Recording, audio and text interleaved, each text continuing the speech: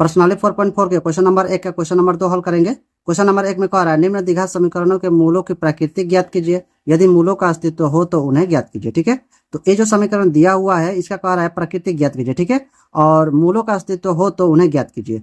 तो मूलों का अस्तित्व कैसे होता है, हमें कैसे पता चलेगा? तो चलिए इसके लिए देख लेते हैं। यहाँ पर मैं लिख लिया हूँ, बुक में भी दिया है, जाकर देख लीजिएगा। ठीक है, तो 1 नंबर में दिया है दो भिन्न वास्तविक मूल होते हैं यदि बी स्क्वायर माइनस 4ac बड़ा होता है 0 से। ठीक है ना, यानी कि यहाँ जो मान मिलेगा हमें, ठीक है, यानी कि इधर देखिए यहाँ पर जो डी का मान मिलेगा है ना, डी का मतलब होता है विविक्तर। ठीक है, विविक्तर को डी से दर्शाते हैं, है ना। तो यानी कि यहाँ पर डी का मान 0 से बड़ा हो जाएगा तो क्या हो जाएगा, मूलों का अस्तित्व होगा, है ना। और 2 नंबर में देख लेते हैं। 2 नंबर में कह रहा है दो बराबर मूल होते हैं यदि बी स्क्वायर माइनस 4ac बराबर होता है 0 के। ठीक है, यानी कि यहाँ पर जो डी का मान निकलेगा, ठीक है, यहाँ पर जो डी का मान निकलेगा, है ना, इसका मान 0 हो जाता है ना।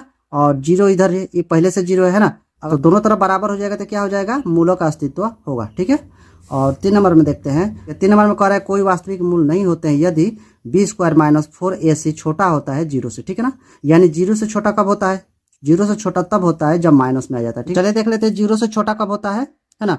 कोई भी संख्या अगर माइनस में आ जाए, ठीक ना, -1 -2 या -50 -100, है ना, चाहे जितना भी बड़ा संख्या क्यों ना हो, अगर उसमें माइनस लग जाता है तो क्या हो जाएगा, 0 से ये सब छोटा हो जाएगा। ठीक ना, ये हो जाएगा 0 बड़ा, है ना, 0 बड़ा हो जाएगा और ये सब संख्याएं छोटी हो जाएगी। ठीक ना, तो चलिए क्वेश्चन को हल करते हैं। तो यहाँ पर लिख लेंगे, दिया है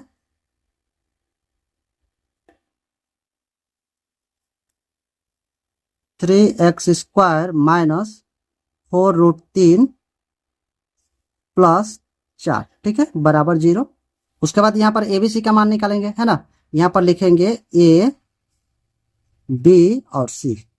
ठीक है, तो A का मान क्या हो जाता है, x² का गुणांक हो जाता है ना। x² का गुणांक क्या है, यहाँ पर 3 है ना। और B का मान हो जाता है x का गुणांक। ठीक है, x का गुणांक क्या है यहाँ पर, -4√3।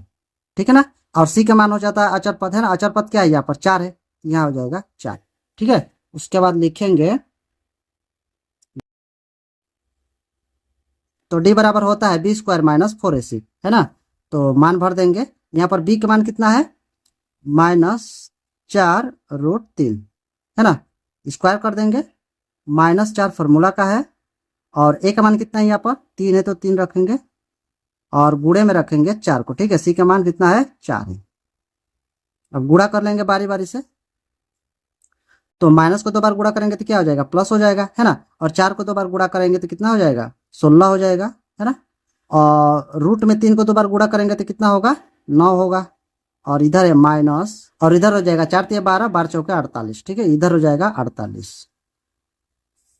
तो 16 ऐसे ही रहेगा, है ना। और ये दोनों के बीच में क्या है, गुणा है, तो गुणा लगा लेते हैं, है ना। और 9 को रूट से निकालेंगे तो कितना हो जाएगा, 3 हो जाएगा, -48। तो 16 तो ये कितना हो जाता है, 48 हो जाता है, और -48 हो जाएगा। ठीक है, तो यहाँ पर देखिए D बराबर कितना हो जाएगा, यहाँ पर दोनों कट जाएगा तो हो जाएगा D बराबर 0। ठीक है, तो यहाँ पर हमें क्या मिला था, चलिए देख लेते हैं। तो यहाँ पर अगर D का मान क्या हो जाता है, 0 हो जाता है तो, है ना, दोनों बराबर हो जाएगा तो मूलों का अस्तित्व होगा, है ना। तो लिखेंगे इसलिए मूल बराबर फॉर्मूला होता है -b प्लस माइनस और b² माइनस 4ac, है ना। और नीचे हो जाता है 2a। यहाँ पर माइनस फॉर्मूला का है ना, तो लिख लेंगे। उसके बाद b का मान कितना मिला था यहाँ पर, और b का मान हो जाएगा -4√3। ठीक है, यहाँ पर लिखेंगे -4√3। ठीक है, उसके बाद प्लस माइनस, है ना। और b² माइनस 4ac को हल किए तो कितना मिला है, यहाँ पर 0 मिला है ना। यहाँ पर लिखेंगे 0। 2 और a का मान कितना है, चलिए देख लेते हैं। a का मान था 3। ठीक है, तो यहाँ पर माइनस माइनस गुणा करेंगे तो क्या हो जाएगा, प्लस हो जाएगा, है ना। तो लिखेंगे 4√3 प्लस माइनस, और इधर हो जाएगा 0, है ना। रूट में से 0 को निकालेंगे तो क्या हो जाएगा, 0 होगा, है ना। और नीचे हो जाएगा 6, और इसे काट देंगे तो कितना हो जाएगा, नीचे हो जाएगा 3 और यहाँ हो जाएगा 2। यहाँ पर लिखेंगे 2√3 प्लस माइनस इधर 0 लिख देंगे, है ना, और नीचे हो जाएगा 3। अब इसे 2 भाग में लिखेंगे, तो 2 भाग कर लेते हैं इसको, एक बार प्लस में लिखेंगे एक बार माइनस में, है ना। तो प्लस कर लेते हैं 0 से, है ना। तो यहाँ पर देखिए, यहाँ पर 2√3 को 0 से जोड़ते हैं तो कितना हो जाएगा, 2√3 होगा, है ना। यहाँ पर लिखेंगे 2√3, है ना, और बाटे में हो जाएगा 3। ठीक है, इधर माइनस करेंगे, 2√3 माइनस 0, है ना, यानी कि 2√3 में 0 माइनस करेंगे तो कितना हो जाएगा, 2√3 ही होगा, है ना। तो यहाँ पर लिखेंगे 2√3 और बट्टे में है 3। तो लिखेंगे यहाँ पर इसलिए मूल बराबर, तो मूल निकालने के लिए बोला था क्वेश्चन में, है ना। तो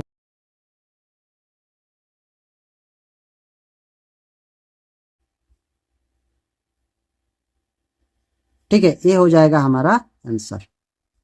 अगर वीडियो अच्छा लगा तो एक लाइक सब्सक्राइब करते जाएगा, और इससे पहले का वीडियो अगर आप लोग नहीं देखेंगे तो प्लेलिस्ट में वीडियो है, जाकर देख सकते हो। तो चलिए फिर मिलेंगे अगले वीडियो।